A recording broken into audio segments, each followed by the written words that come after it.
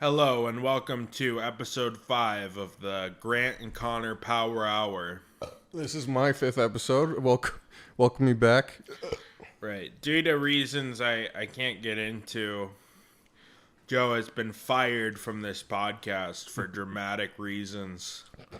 So the next couple episodes, as alluded to in episode 4 that me and Joe planned, are no longer happening due to the drama, the YouTube drama that is unfolded since the last episode. So this is episode 5 of the Grant and Connor Power Hour. I will have rotating hosts with me. Due to that, People will show up. there was a feud over some unboxing videos, you know? Right. Joe was trying to unbox a 15-year-old's pants. Joe was trying to unbox a 15-year-old's pants. Cut it out. Unfortunately, Allegedly. Joe was acting like a Minecraft YouTuber, we'll say that. So now I'm going to have a rotating cast of hosts, starting with Grant. Hello. The Grant that I've collaborated with a million times. I do have another Grant lined up to be on this podcast eventually. I'm sure that won't I'll somehow get confusing. differentiate them. I can be Grant 1. He can be Grant 2. Yeah, Grant 1 and Connor's Power Hour is what we'll call this first episode, or this 5th episode.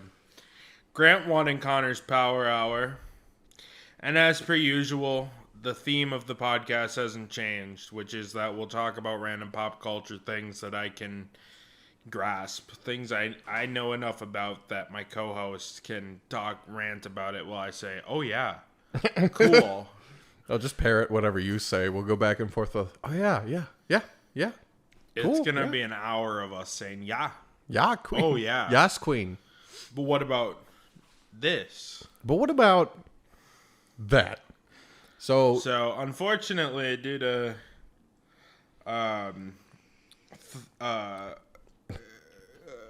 Connor, get off your phone. Stop texting ISIS. Due to facts that are beyond my control, this is now what the podcast is. You know, it's gonna be a rotating cast. Maybe eventually I'll find a permanent co-host, but for now, Grant has been gracious enough to offer his time.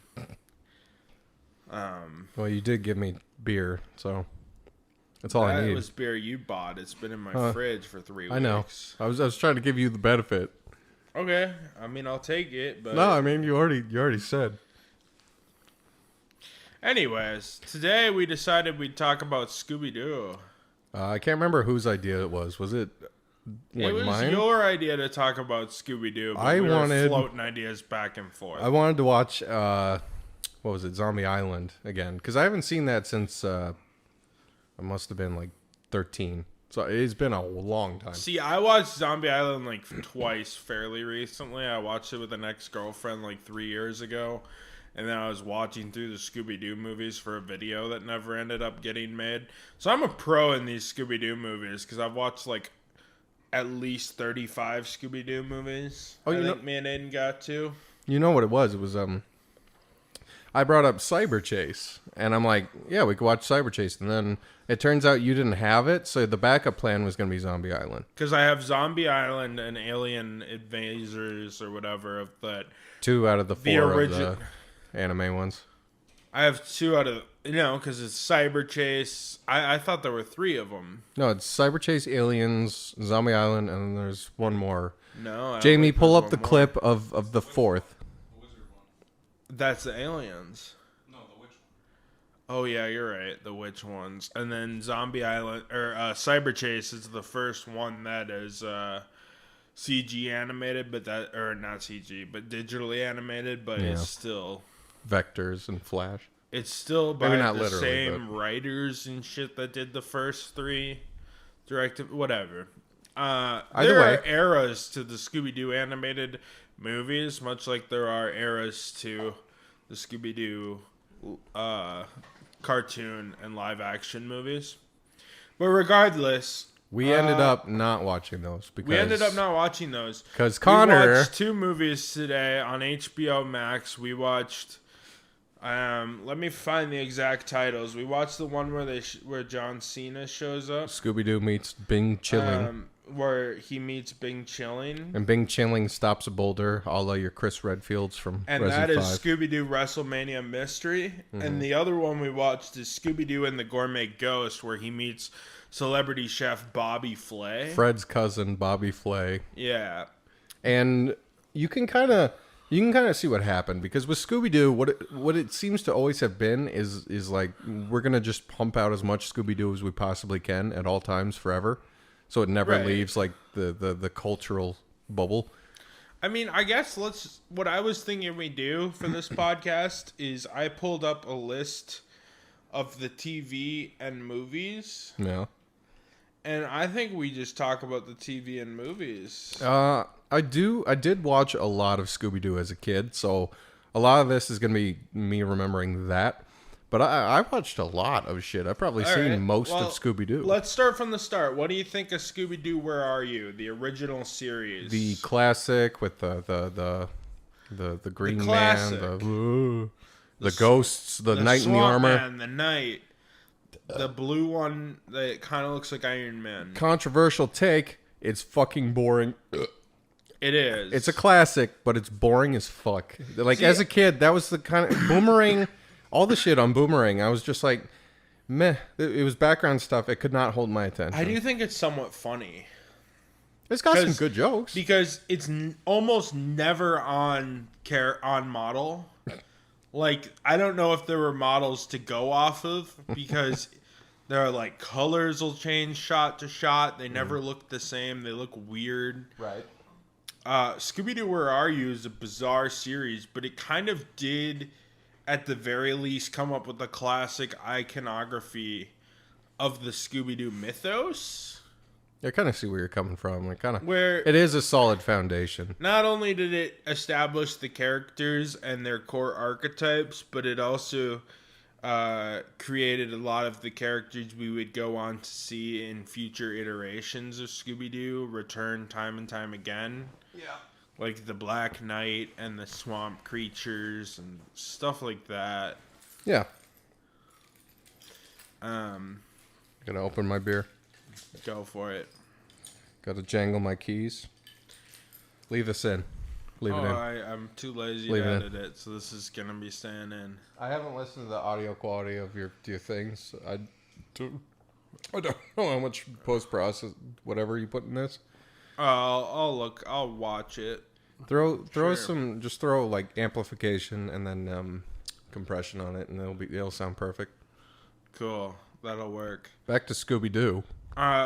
Anyways, I think it kind of created the foundation. Yeah. And Hanna-Barbera, that created Scooby Doo, kind of did a lot of really shitty cartoons. Like, they're the ghetto cartoon company. They really are. They pumped out a lot, didn't they? It was the Moose and the Rocky Jetsons. And Bullwinkle, Jetsons. Was that Flintstones?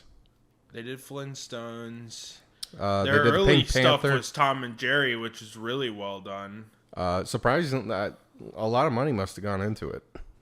For like 1940. Right. Yeah, no. Back in the day, they had to compete theatrically. But once it came to syndication and TV, that's where they got a little lazy. That's kind of what happened. That was kind of Hanna-Barbera's Achilles heel, is it got real cheap when it came to TV syndication, which is what Scooby-Doo's bread and butter was. Obviously, there's been movies, although a lot of these movies are obviously direct-to-video market movies and stuff like that. It's funny you bring up Tom and Jerry. They did like the yearly movie too, just like Scooby-Doo did. Yeah, they did for a while. Like Tom and Jerry meets Wizard of Oz, or Tom and Jerry meets fucking Hannibal Lecter. Ugh. So after the Scooby-Doo proper, there was kind of just a lot of spin-off shows that kind of were in the same style and stuff. I think the next major deviation on the formula was a pup named Scooby-Doo. What year was that? Early 2000s? That was like the 80s and 90s. Really? That was 88 to 91. Jesus. But it played in syndication a lot, especially early morning, because I remember in the early 2000s before school seeing it a lot. Yeah. Yeah. A pup named Scooby-Doo's good. You had the character Red Herring, who is literally just the red herring in every episode. Is that where the term comes from? No, but rather than have the archetype of the red herring, they just created, because it was leaning towards a younger audience, even though it still was essentially just the same audience, since Scooby-Doo was already made for children. Yeah. So they kind of kept it dumb.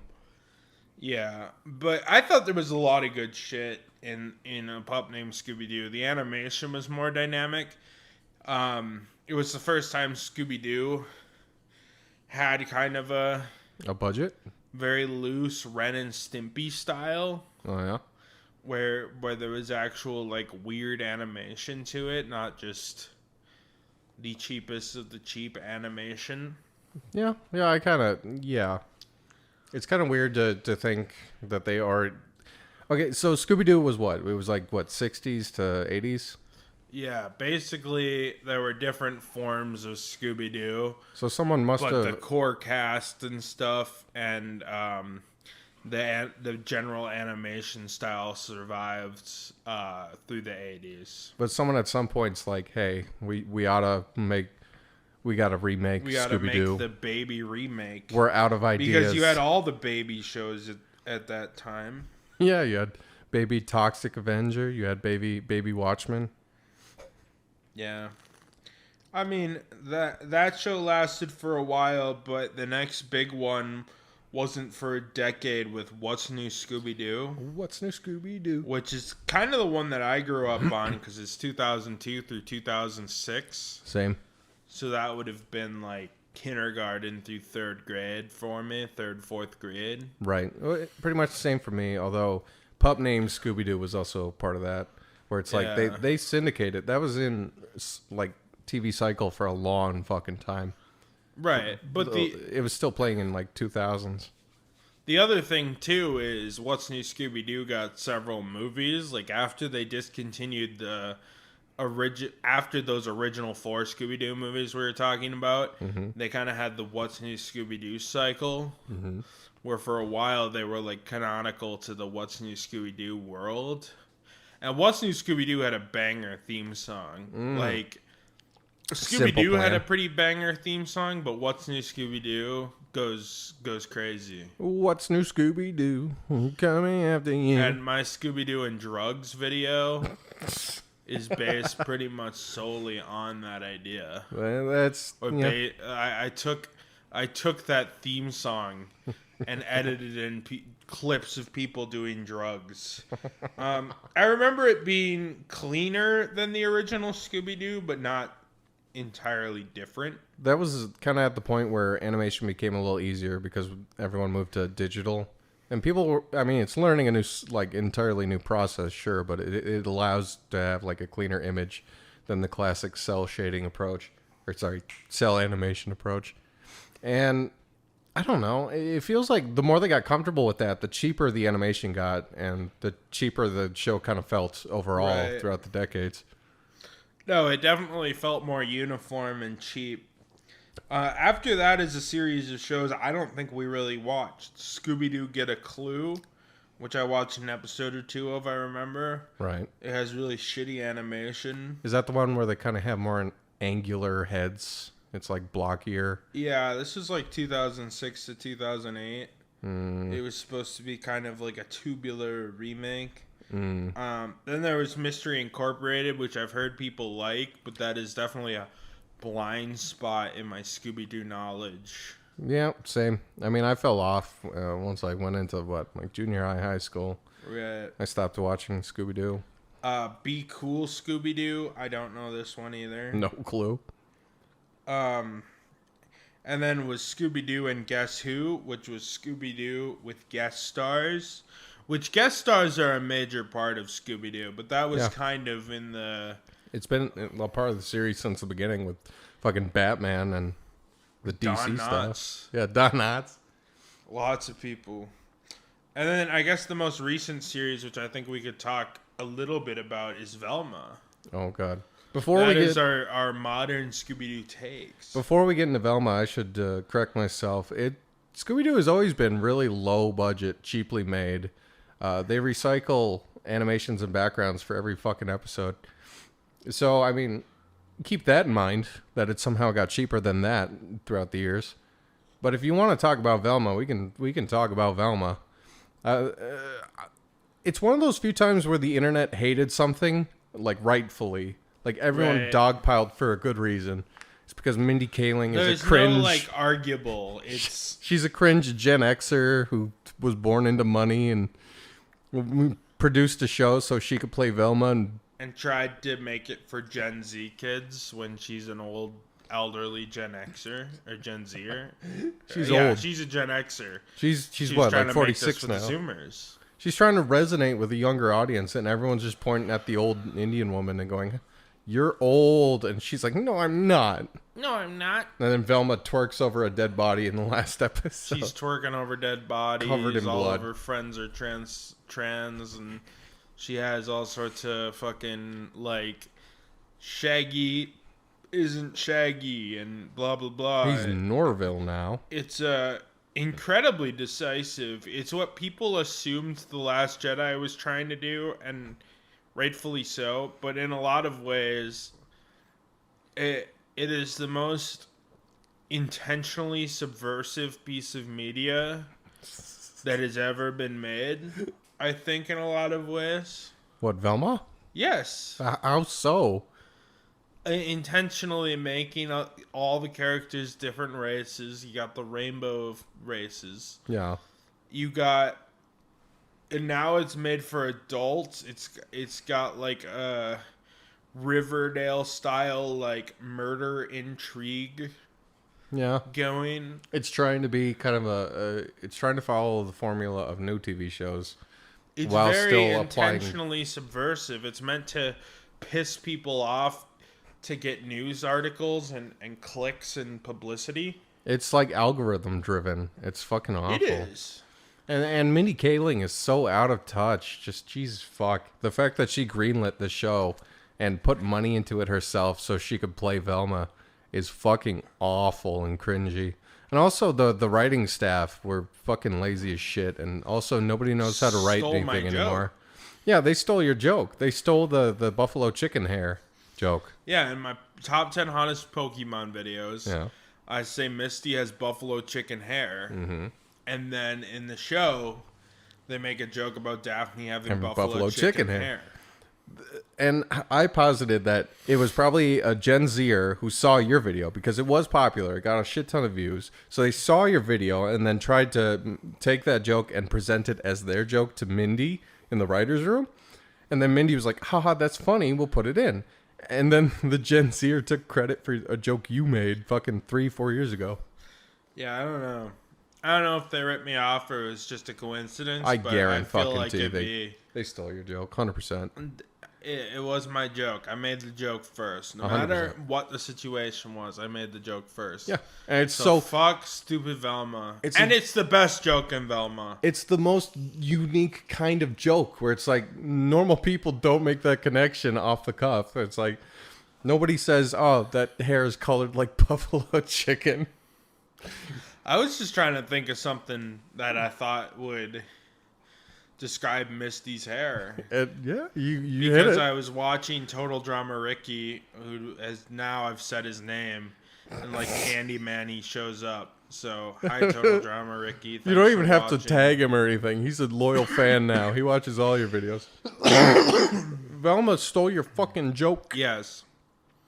Like, there's some Gen Zer with their ramen hair, their shitty hair with the short sides and the curly top. Right. Was like, I got a funny joke, Mindy Kaling, 49-year-old Mindy Kaling. Kid with a perm. 53-year-old Mindy Kaling. Get this, she has buffalo chicken hair. And Mindy's like, ha ha, that's hilarious.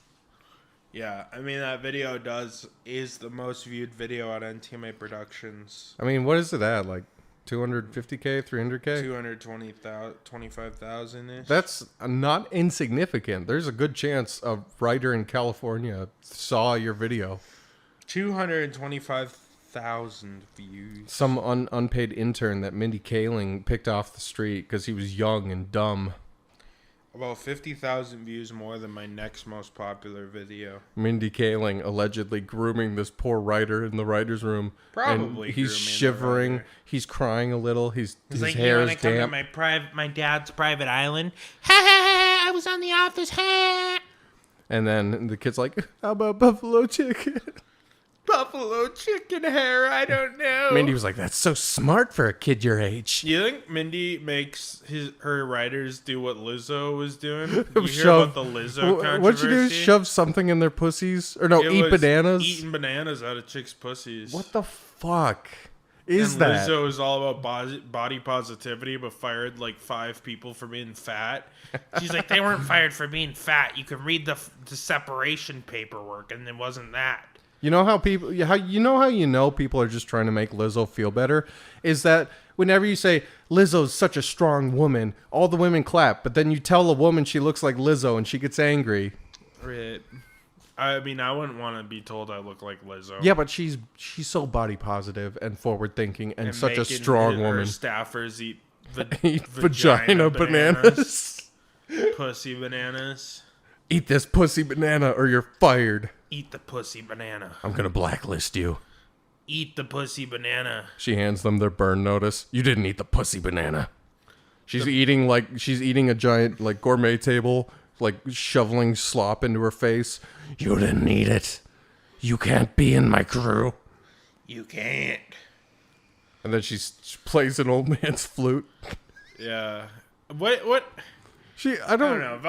Velma's a fucking weird show. Velma, they say they're doing a season 2. I think it'll get canceled for a tax write-off. It'll be happen. Made but never released. Made but never released. So they can write it off as tax shit. So they can be like, we made a show with the property. Where's our tax breaks? Where's our $1 billion? Those Batgirl leaks. What? The Batgirl movie leaks. Oh well, yeah. What happened with what's the deal with the Batgirl situation? What happened? Batgirl got canceled because DC or Warner Brothers thought it sucked. Was it live action? It was a live action Batgirl movie. Who was attached to it? Michael Keaton was supposed to be in it. So it was supposed to be like Michael Keaton is training this new Batgirl. Yeah. So it was the original third chapter. And then he kind of has a haphazarded story in The Flash. So it was kind of going to be like Creed, is what you're saying. It was going to be like Creed, where Batgirl is Creed and Michael of the Michael Keaton universe, which is going to get really confusing because you also have Robert Pattinson. Well, they're also going to just reboot it with James Gunn, so... James Gunn is also going to have a Batman, but the Robert Pattinson verse is going to survive. You know what I'd fucking love? And have its own spin-offs. I would love if James Gunn brings us back to the Adam West days and just does a goofy Batman again. That'd be cool. We've had so many serious Batmans. Every fucking year, it's a new serious Batman. There's Nolan's Batman. There's the Batman that came out with Pattinson. And then there's the one before that. Well, there's Keaton. There's... what was the one that just came out? There's Ben Affleck. What the fuck? Just give us the fun Batman again. Just give us Adam West. Do the groovy dance. Do the shark repellent. I don't even know about that. I just think there's a middle ground to be found, which is what the comics are typically like. And James Gunn's good at that. Not wholly edgy. I mean, he's kind of edgy. But I think the best adaptation of Batman is the 1960s show. Because the 1960s show is just a one-for-one of the Gil Kane comics of the 60s.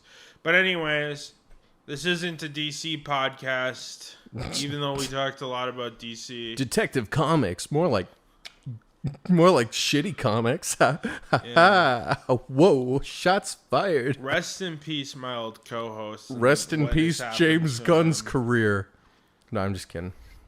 Cut that part. Out of solidarity and respect 10 for my seconds former of silence. co-host and all that's happened to him, he's the victim of this story. You can't talk about open investigation openly. You can't leave that in. Out of solidarity, we'll never talk about DC again on this podcast. Fair enough. No more. Unless I feel like it. I don't care. Unless we forget. This is the first episode coming back after a brief hiatus of 0 weeks. I didn't take time to figure out what to do. I just called Grant Newkirk and said, Grant, do you want to talk about Scooby Doo? You want to talk about Scooby Doo? I need to make a podcast. I'm not ending the podcast no matter what allegations have come against my former co-host. He who shall not be named. Connor called me. He said, I need you for the podcast. And I said, what's in it for me? And Connor ghosted me, and here I am. Yeah, Grant just ended up showing up. So now I'm double booked. I'm come here weekly, so I Yes. figured, yeah, sure, why not? I don't know. Fucking, yeah, I mean, Scooby Doo, man.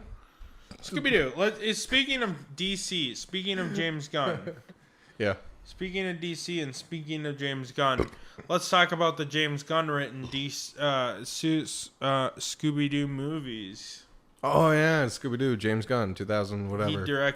He wrote both the first and second live action Scooby Doo film. Didn't direct them, he handed them off, but I feel like they would have been way better with him directing. Because he also did, he wrote the Belko Experiment. And he also handed that off, and it's like the directors can't get the same kind of style as James Gunn. Because James Gunn writes into his scripts, I assume, songs. Because in the Belko Experiment, there's a song out of nowhere. And why else would they put it there unless James Gunn asked for it? Having James Gunn write a Scooby-Doo movie is genius, even though it was, kind of mid-career for him? It was early career, because What was it? What was he did his Trauma projects? Before that.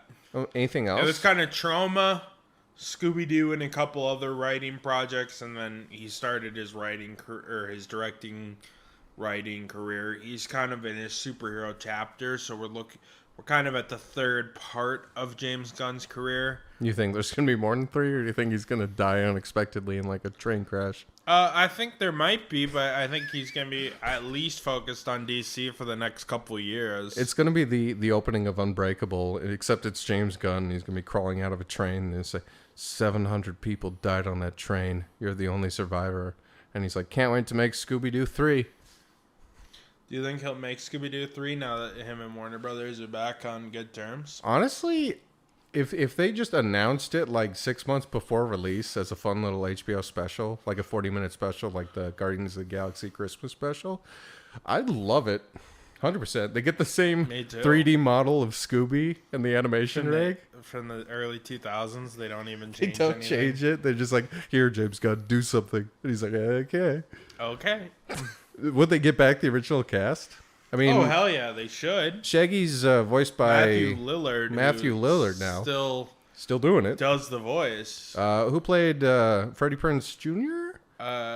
What's he up to? The guy who played Fred? Aiden, you would know. He's up to nothing. From from the James show, Gunn. it's Freddie Prinze Jr. Oh, yes. Okay. Prince Jr. What is he up to? He's done nothing but play Fred. Okay, there you go. It's Just a call role him. He was born for and a role he You know what? very much into his career. They would have to do, now he's middle-aged. They would have to get him back. They should do a sad middle-aged Scooby-Doo. I feel like that'd be something James Gunn would love to write. Do what they did for Batman. Make it gritty and like give it to Christopher Nolan. Get Nolan back. Get Nolan to do a Scooby-Doo No, Nolan's movie. done with Warner Brothers. After what? Was it Oppenheimer still Warner Brothers or No, Warner Brothers? Oppenheimer was Universal. What? Warner Brothers lost him because they put Tenet out on HBO, or after Tenet failed at the box office because COVID. Yeah. They said they were going to release every movie for a couple of years on both HBO and theaters, which is what they did. And he got mad. And Warner Brothers got pissed, or fucking Christopher Nolan got pissed about it and left Warner Brothers for Universal. So Oppenheimer was Universal, and it was going up against Barbie, which was Warner Brothers. That's rough. That's real rough. I don't know. What, James Gunn, Scooby Doo 3. I'd be down. Yeah, why not? What would it be about? Would you get I back think it'd Mr. be Bean? I think it'd be the middle-aged Scooby gang trying to find their place in the world. Scooby's dead. Because those movies were like 20 years ago, and he's a great dame, dude. Scooby died in like 2010. Shaggy goes to his grave, and he's like, Scoob, I miss ya. And he pulls Scoob, another I Great miss ya. Dane. He's like, all right, Scoob 2, let's go. He's like broken mentally. Scooby Tooby Doo. He snapped. Call it Scooby Doo 4 and imply there was a third movie that was never made. Like a bunch of. it's a CGI Great Dane. I assume Scooby would be back. Well, he'd be back, but But he's also an elderly dog now. But you gotta think. James Gunn loves doing subversions. He dies at the end. He died. He's on his deathbed. He says, "Ro Reggie, I read the right." What do you Read my and then he final dies. rights. And then the heart monitor goes, "Beep." He's like, Scoob. Like Scoob. Freddy puts his hand on Shaggy's shoulder. He says, "It's all right, Shaggy. We got another dog." Oh my god. And Daphne, pregnant Daffy with 5 children circling her is like, Fred. That'd be pretty funny. She has like 30 kids with Freddie Prinze Jr. Oh, with There's a Scooby, dog. they're There's a dog puppy running kids. around. No, she puts her Fred's hand on her stomach and says, "There's another." He's like, "You're pregnant?" No, it's like one looks like Fred, the second kid looks like Fred, the next one looks like Scooby, and the next one looks like Fred. And then the fifth Fred's looks like my Shaggy. 4 kids. And then one looks like Velma. Yeah. My 5.5 kids. There's a fetus on the ground. This is a human dog combo. A homunculi bleeding out on the floor. Jesus. Have you seen any of the other Scooby-Doo live-action movies? There were some that were like direct to Cartoon Network. Do you remember the titles? There's or- like young fucking... Let's see. There's one that I think is Velma and Scooby. I don't remember this. I don't remember any of this. The last Scooby I watched, not counting the movies, was the What's New Scooby-Doo. Scooby-Doo The Mystery Begins and Scooby-Doo The Curse of the Lake Monster. And then Doesn't there's ring one called Daphne and Velma. What the fuck? What about the Lego Scooby-Doos? We should have watched a Lego Scooby-Doo. We watched the Cena one and the Bob what's his name? There's Bobby 30 Flay.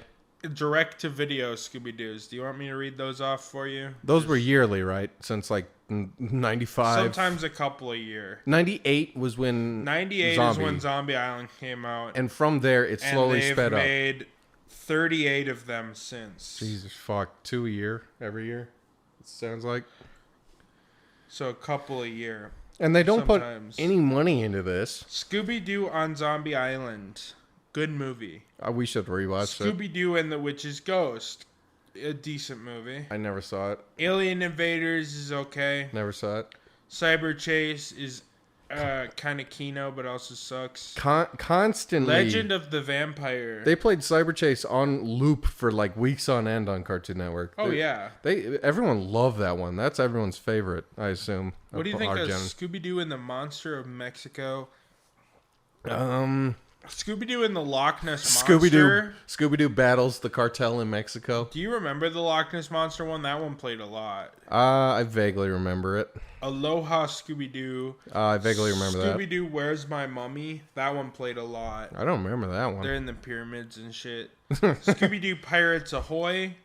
Chill Out Scooby-Doo. Now you're losing me. Scooby-Doo and the Goblin King. Goblin and these nuts. Scooby-Doo and the Samurai Sword. That's racist. Scooby-Doo Abracadabra Doo. Appropriation. Scooby-Doo at Camp Scare. Sexist. Scooby-Doo Legend of the Phantasaur. Not feminist enough. Scooby-Doo Music Wait, what did you of the just say? Were Vampire. those words Phanosaur? Is that like a dinosaur? It's a ghost dinosaur. Tell me what you think about this. What comes to mind when you hear the title of the 18th Scooby-Doo movie? Big Topper Scooby-Doo. I'm sorry, I thought it was just called Big the 18th Scooby. Topper Scooby-Doo. Big Popper? Big Topper. Big Top. So like Topper. circus, like a circus. I get that. Big Top. Yeah, Big Top. That's what a circus is. No, it's like the Scooby Doo's fucking Shaggy in the ass. He's the Big Top. Anyways, Oh, he's- Scooby Doo, he's Mask fucking of the everyone Blue but Shaggy. Falcon. Well, Blue Falcon. That's Hanna-Barbera, right? That's It fake is. superhero. Is that DC? No, it's not. It's Warner Brothers exclusive. Well, now it's Warner Brothers. OC, do not steal. It's an OC for Hanna-Barbera. Okay. Scooby Doo Adventures of the Mystery Map. Mystery Map. What'd you say? Scooby Doo Stage Fright. Stage fright. Scooby Doo WrestleMania Mystery. I think we're jumping the shark here at some point. Scooby Doo Frank and Creepy. What the fuck? Scooby Doo Moon Monster Madness. They're not even trying. Scooby Doo and Kiss Rock and Roll Mystery. How old's Kiss? When did that come out? Lego Scooby Wait, Doo. no. When did that movie come out? 2015. So Kiss was already like, what's his name? The lead guitarist. Gene Simmons. Simmons was like 70 something, 80 something at that Paul point. Simon. How about this one? Lego Scooby Doo Haunted Hollywood. Got to get those Lego fans. Scooby Doo and and WWE Curse of the Speed Demon. Because the first one was very successful, I bet, from meme potential alone. And the fact that Zoomers are impressed by John Cena's large abs. Yep. Scooby Doo Shaggy Showdown. Is that the one where Shaggy goes like Ultra Instinct and kills a bunch of people in the bar? I don't know. I'm just looking at the titles. Lego Scooby Doo Beach Blowout. Is it in Bash. blowjobs? Scooby Doo participating and Batman in orgy? Brave and the Bold. That's modern? Wait, what? Scooby Doo and the Gourmet Ghost, which we watched today. That was bad. They're all bad. They're all fucking awful. Scooby Doo and the Curse of the 13th Ghost. Curse of the Never-Ending Series. Scooby Doo Return to Zombie Island. Return to the fucking grave and end me. I didn't know they did a Return to Zombie Island. Apparently it's really bad. That was the general consensus. Happy Halloween, Scooby Doo. They're sacrificing him to the Eldritch God. Scooby Doo Sword and the Scoob. Is that a King Arthur parody? Do they meet King Arthur? Probably. How about this one? Straight out of nowhere, Scooby Doo meets Courage the Cowardly Dog. No. 2021, September 14th.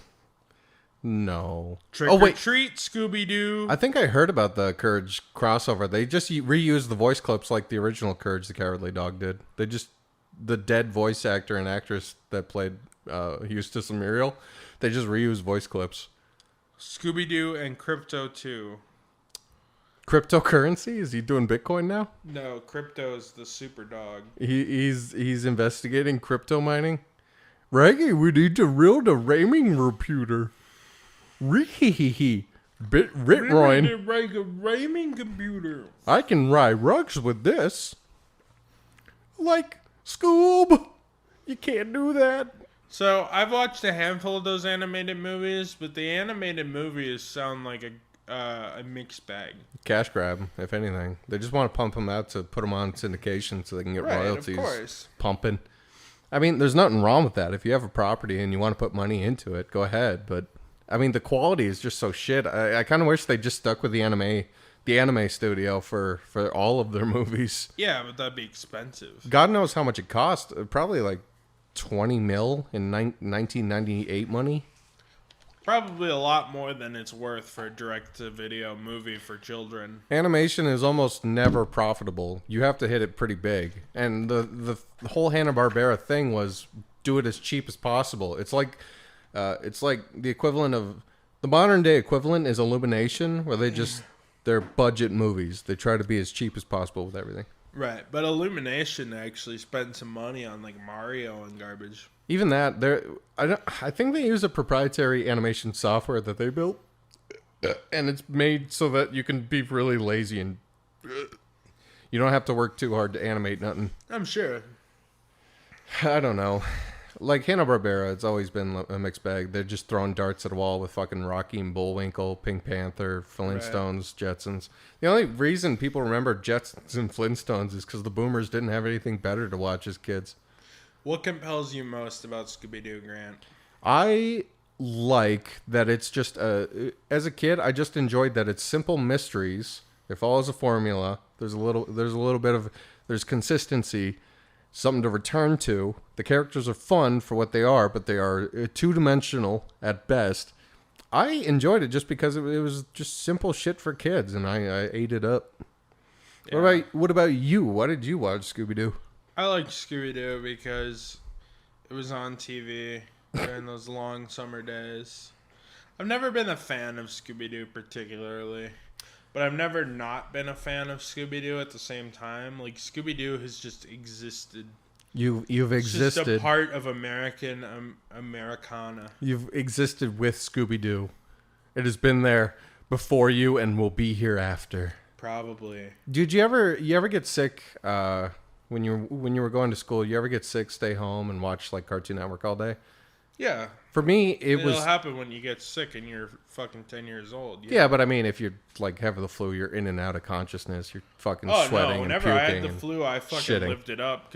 But I watched a lot of History Channel when I had the flu because I was a weird kid. But for me, it was I would stay home, watch Cartoon Network because I only knew about like 3 channels, and fucking it was always Tom and Jerry this and that and the other, and I would just be like sweating and half asleep watching Tom and Jerry, and I have the fondest memories of it because of that. I wonder if that's how anyone feels about Scooby Doo, where they got sick and stayed home and watched a pup named Scooby Doo on repeat for 8 hours because Cartoon Network didn't want to fill it with actual content because the kids were at school. Yes. That was empty. My answer to your inquiry is yes. I think that's true. That's very smart of Cartoon Network to not play anything significant from 9 to 5 or whatever from 7 to 2 because kids were at school. Let's just put on Tom and Jerry go to New York for the 30th time. Yeah, no, may as well. I mean, that's how it was. I know Cartoon Network played a lot of what's new, Scooby-Doo, Where Are You, when I was growing up. Well, I mean, Hanna-Barbera was their cash cow for a while until they started pumping out their own shows like Billy and Mandy and fucking Ed, Edd and Eddie. Scooby-Doo, though, I mean, fuck. I don't know. It was just another Hanna-Barbera property that people kind of latched onto because they grew up with it. And then they showed their kids because it was still going for some reason 70 years later. Who knows what people were latching onto with Scooby-Doo, but people did. And, I mean, to an extent, it is one of the most notable cartoons. Right. I assume it's just because back in the day, you didn't have infinite entertainment at your fingertips with the internet. Right. So you took what you got and you enjoyed it. Scooby-Doo is a fairly relatively... Wreck-It Ralph. It's a Wreck-It Ralph. Scooby-Doo is Wreck-It Ralph. You ever see Scooby-Doo? Shit, what was I gonna say? It was a connection to that. Scooby-Doo, growing up Scooby-Doo. No entertainment. It's coming to me. Yeah, it's kind of why people like Nancy Drew and the Hardy Boys and not Tex Avery. I mean, it kind of is the next generation of Nancy Drew and the Hardy Boys, where it's slightly edgy for young children. Even the original, it's like something spooky running around. Yeah, I'm sure like a 6-year-old, the target demographic was scared by the swamp monster. Probably. The Old Man Jenkins.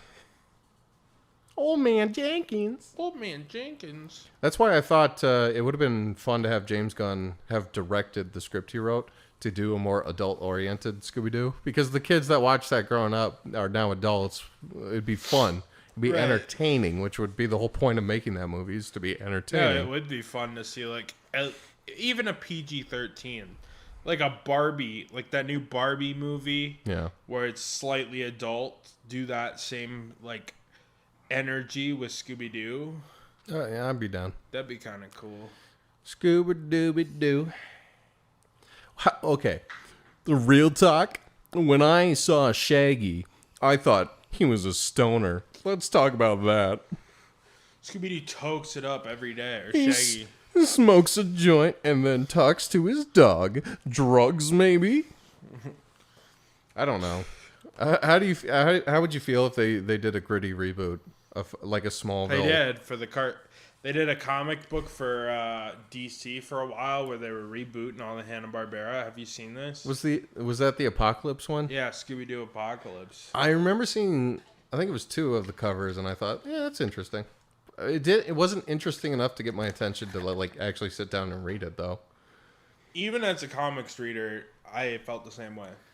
I don't know. Comics are hit or miss. They've always been hit or miss. I mean, you get what you spend $20 an issue. You get 14 pages, 20 I have pages. $4 an issue, and it's like 24. But yes, But it's like it's a pricey hobby. Even then, artists deserve to be paid money and all, but that's a lot of money for not a lot. Yes, Like you can get a book for $4. You can get you can buy a movie from the bargain bin for $4. yes, that's why I have a million movies. Exactly. I don't know. I feel bad for comics artists, truly. Yeah, no, me and Colin were made most of a comic. I should get him on the podcast too. You should get Joe back to defend himself. Joe's defends himself from the accusations. Cut it. And we're back. We're back. We talked to Joe. He's back on the podcast next. You're going to have to bleep his name every time. Replace it with like Cheney. Launch. Bush. Wow, I mean, I could. We've got Joe Biden on the show today. Oh, yeah. Sorry, I just woke up. Welcome back to Politicast, featuring co-host Aiden Rogan. Aiden, what do you think about them aliens? Pull up the video of the frog getting raped by the monkey. Jamie, pull up the video of the accusations against Joe. Do not. Don't put the screenshot. Jamie, pull up the screenshot. Put one frame here. Okay. No, I'm not going to. You're going to get a Joe call from like the investigators. You're going to be like, I need you to fucking stop. I don't know. I'm just... Scooby-Doo, what else? What else can we talk about Scooby-Doo for 20 minutes? Because we have to cut 5 minutes of this. Yeah. Scooby-Dooby. If you got to reboot the show, if you could do anything you want with Scooby-Doo, what would you do? I mean, I would, if I could do anything with the Scooby-Doo live action, I'd team up with James Gunn, have him write and direct a third live action Scooby. If I was like a producer of the Scooby-Doo franchise. Like a full-length 70 to 80 Because they're not afraid to do that with the franchise now. Like Mindy's take is terrible, but it's PG or TVMA. Yeah. I mean, it's got blood. Why not do a more mature Scooby-Doo that isn't garbage? Because at that point, it just becomes like every other gritty detective. No, I just want to see the Scooby Gang and midlife crisis Scooby Gang. Like Fred's driving a Ferrari. Scooby's dead. Shaggy carries around his urn everywhere. Velma's fucking black, guys. He's talking to the urn. He's like, "What do you think, Scoops?" And he like rattles it. Velma's out there getting fucked daily on. Yes. She has an OnlyFans. Oh, Velma has an OnlyFans? She has an OnlyFans where she gets fucked raw by black dudes all day. That's literally exactly what I was thinking. But Daphne becomes the book smart one. She goes to Harvard and fucks Daphne fucks a has lot to of be black the dudes as well. The subversion. She has to be a I surgeon. don't know why I called her the subversion. She has to be a virgin? Is that the subversion? Subversion, a secondary virgin. She turns her life over to Christ. Fred is he's balding. He's got the AVGN bald spot. Oh yeah, AVGN being pretty bald. I guess you know what? Normally we would kind of verge into a secondary topic, me and Joe. So why don't we verge into AVGN a little bit just to try to What does that have power to out do the hour with fucking Scooby Doo? Scooby Doo's the primary topic. I can't AVGN's talk the about secondary topic. I can't talk about AVGN. I know nothing about him. I used to watch I would watch him once in a while. I was always for the critic. That's what I watch as a The fucking nostalgia critic. a little autistic kid. I'm not diagnosed. I just assume I am. Gotcha. Cut it out. I mean, I don't even bother to rewatch these. This is getting at it. This is going up raw. Yeah, okay, great. I'm raw dogging this. Either way, I would watch The Critic a lot. It would just be background noise while I played with my fucking Legos and did my homework. So you weren't an AVGN guy at all? Not really. I saw the Bugs Bunny episode. I thought that's funny, and then I never. That surprises pursued it. me because me and Aiden were huge AVGN kids. Game is fucking ass. Ass. Ass. Diarrhea, motherfucking dog shit. I kind of missed that whole craze because I watched The Critic, but I never went past The Critic. So I didn't watch Top the Fourth Wall. I didn't even know they existed. Like, I did not go to the website beyond just The Critic. It's like The Escapist and Zero Punctuation. You go to The Escapist for that, and then you leave. You don't watch Jack from Red Letter Media do his Dungeons and Dragons with everyone. But the point is, I watched Critic, and I missed out on Larry Bundy. I missed out on Jew Wario. I missed out on To Boldly Flee and Jew all Wario that shit. used to watch a lot of, or used to play a lot of like import games. So Jew Wario is one of like for me, like Jew Wario and the Nostalgia Critic were like the two on that guy with the glasses that I actually watched growing up. So it was a hit when Jew Wario turned out to be a bit of a Joe. I'm gonna call this one Scooby Doo, Nostalgia Critic, and Pedophile Podcast. You'll be What about the irate gamer? You'll be Do shadow watch a lot banned. of You the have to irate replace the pedophile with like zeros, Yeah, but you gotta keep in zeros and mind- threes. You gotta keep in mind I'm monetized and this video is gonna hit the hour mark. I find once they hit the hour mark, they get way more views. Okay. That's why I can't cut anything out. Either way, I mean, I don't know. My Jackie Chan episode's at 180 views. We could talk a little bit about The Critic. Well, where's season 13 of your review series? Was he on season 15 now almost? Or 14? You got to catch up. We're at least 2 or 3 years behind reviewing Nostalgia Critic. Yeah, but that's the thing. It's not that many videos, right? It's Is it one a week? one a week, 50 videos A year? each episode. He takes like 2 weeks off. It's usually 48 to 51 videos a year. Jesus Christ. I think that's how the typical season is. So we're talking about if me and Aiden were to do that, 50 20-minute to an hour Nostalgia Critic videos Yeah. to catch up. And where is it? I don't want to do it anymore. Did you kind of get burned out on Nostalgia Boy? Not really. It's just we caught up, and to dive back in seems like more of a pain in the ass than it's worth. That's fair. We were averaging 300 views on those, but Right. realistically, that's not really that good based on the time commitment. It was more of just torturing ourselves when we did the Nostalgia Critic. And that was the entertainment. Watching two very tired people talk about Doug for 40 minutes. Yeah, I mean, that was the point. We were just talk about each episode and be like, here's the cringe that happened. Doug says the N-word We really at did it, 3 so- minutes and 22 seconds. We really did it, so you didn't have to. Man, I don't know. What else could you do? You could do AVGN. You could just do all the AVGN videos. You could do all the The problem is the first couple seasons would be like, it's a little corny, but I like it. AVGN. And then eventually it just gets bad.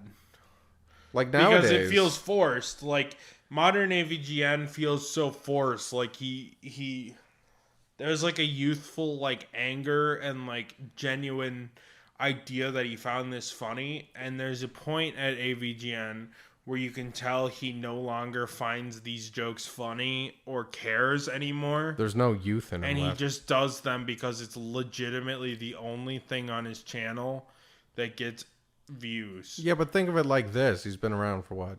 20 fucking years? 20 years making I videos? believe he made his first AVGN in 2003. I think it was pre-YouTube. So here's the thing. Like, what do you do after 20 years of AVGN? Do you go to fucking McDonald's? Do you go like, I have 20 years No, of you experience? keep making AVGN. Yeah, but that's the not... newest episode has over 1 million views. Yeah, but you're not going to retire off this, right? It's Yeah, not... you will. James Rolfe is what, like 40? Over 1 million views. Because our Pokemon video got 80,000 views and made like $800. And I mean, he's at like 1 million, but it's shorter. So he probably makes a solid like $4,000 plus sponsorship, which is probably another couple thousand. So he probably makes like $6,000 an AVGN video. Yeah, but life as an entertainer. Life as an entertainer, you're only. We have pretty bad watch duration and ad click through, but his audience skews way younger. He probably makes a pretty. You think his audience skews younger still? No. I don't know anymore, but I think people I are guess- watching him out of nostalgia, ironically. I would guess AVGN's average audience is 20 to 30 at this point. a couple Yeah. years ago he was probably making a crispy 10K per episode, but like those NordVPN ads give you like 5 or 6K, and his old videos still get views. Yeah, no, I'm sure he does fine. Why not? He's probably pretty rich after doing this for 20 years, so. If he's saving money, yeah. But, like, I don't know. I mean, I doubt Entertainers, he's a millionaire, but like Dougie. like Doug's probably a millionaire unless he's really bad with money because Cinemassacre, I think there's something about the contract being like $3 or $4 million for the sale, so he probably is a very slight millionaire. yeah, probably. I mean, he can live comfortably off that for a while. But $1 million, if you don't have any income at all, well, $1 million doesn't last you that long. Like, if you bought a house, like if you after. Yeah, but he's been in the same place for 10 years. We Yeah. know that from AVGN. But think of it like this: what if he pays off his house and then he quits with $1 million? You can't really coast off that for 30 years until you die. You spend a lot of money just on utilities and internet and fucking your phone bill, food. yeah, I mean, it depends. Taxes for your fucking. But I mean, he keeps House. working. That's the thing. I mean, at what point can he retire? At what point why not? Why? I mean, I don't know how much he enjoys making it anymore since all of his friends have quit or Died. fucking whatever. To clarify, 'Cause that laugh Bootsy- was because Jew Wario is dead, not because anyone else Right. might be dead. I'm sure it's a lot less fun than it was 10 years ago. I know he's been doing it for 20 years, but 10 years ago was his prime when he would go to conventions and be a fucking rock star and all those people. But now it's a little sadder than it used to be. I look at AVGN, the life is gone in his fucking eyes. He doesn't even own his channel anymore. He works for other people. But he made like $3 million selling it. And that's not a lot of money. It's $3 to $4 million. I mean, if you're smart with your money, you can coast off that till you die. You can coast a good amount, but I mean, you'll eventually run out. You're going to buy fun stuff. You can't live the same for 30, 40 years. I'm not saying that. I'm not saying he's not, but I'm saying he's probably good. Probably He good also with has a money. built-in fan base, and I'm sure until he dies, he can get 200,000 views on each upload. Yeah, probably. I don't know. What if you get to that point? Would you sell your channel if you're like 40 and tired and just need money? Are you going to guess sell NTMA? It depends what they would cook in. Get a James Rolfe How much deal. am I making per month on the channel? How much are they offering? How much Well, you're only going what to... is it that I'd be worth? The popular channels are only popular I for feel like a lot of it, if the people who bought Cinemassacre were smart, they would hire on a couple reporters or something to like Even the do ranks? Monster Madness because he talked a lot about monsters back in the day, or do video game reviews outside of AVGN. The problem is the people who bought AVGN are fucking fat, lazy assholes who didn't have any vision with it. If someone bought NTMA and was like, we're going to try to expand your channel beyond what you can do, and here's an absurd amount of money that you couldn't feasibly make without expansion, and we're planning on expanding it, and do you want to stay on to make your videos? I'd say, I guess, maybe. I don't know. I mean, it'd be contingent on a lot of factors. Well, the thing is, most popular channels only last for months at a time. Like AVGN, Nostalgia Critic, they got in when you could be popular because there was not a lot of competition. Like there weren't many movie critics doing video essay reviews with movie clips and everything back in the day. Right. But nowadays, you can just go fucking anywhere. So the things that come and go are like the memes. They go month by month. The channels that get big and then go out of nowhere. You don't get PewDiePies anymore. You don't get Markipliers anymore. You got fucking Dream. You remember Dream? He was popular for half a year, and the only reason he's still in the news is because of all the accusations that he's a pedophile. Yeah. That'll happen. So if someone offered you $1 million for your channel at the height of its popularity, I wouldn't blame James Rolfe. I mean, again, it depends on a lot of factors, and I'm sure he made a healthy payday, and then now he doesn't have to worry about the finances or anything. He can just he doesn't have to be soak up his whatever percent and not have to worry about it. He doesn't have to wear 6 hats of. Like, I'm also sure they probably writing entertaining. The acquisition didn't probably go the way they pitched it to him, where now you're going to be sad and alone and not have any of your friends and just make an AVGN for us once a month. Do you think that's the only video uploaded to your channel? Do you think he's locked in? Do you think he has to do this for another 5 years? He probably has some ridiculous contract, yeah. I feel bad for Rolf because it feels like he doesn't want to do it anymore. You look at him, he's sad. Yes. He's fucking tired. I don't know. But yeah, popular channels nowadays, you'd be lucky to get the fucking AVGN numbers as consistently as they do.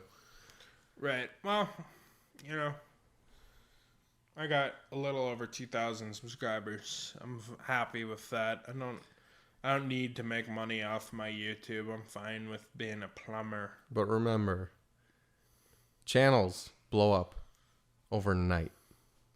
A week is all it takes to get to like 100,000 subscribers. Right. And there's been a couple moments where we're in the money, you know. We've had a couple. I'd say half of our subscribers are made up over 2 months. 2 dramatic months that happened years ago. And then otherwise we slowly get 30 subs-ish a month. It's hard. It's hard to get subs. Because again, it's like spitting into the ocean. There's a million fucking channels. So yeah, for me, just keep doing it or don't. For me, it was always just motivation. I can't get motivated because who's gonna fucking watch my shit? I mean, it gets you 1 or 2 subscribers. See, I'm the best type of YouTuber because who gives a shit, you know? Who gives a shit is a different phrase to you than it is to me. Your nihilistic approach to just throwing videos out as frequently as you can, and then my nihilistic approach to just not bother, are equally valid, but yours is more successful. Yeah. Anyways, I got to take a shit. So that was the Grant and Connor's Power Hour, Volume 5. Yep. Stay tuned for the next week's episode, where Connor gets Joseph Stalin on the podcast to defend communism. Joseph Stalin. He didn't really kill that many people. It's Joe Good and night, Connor's Power Hour again.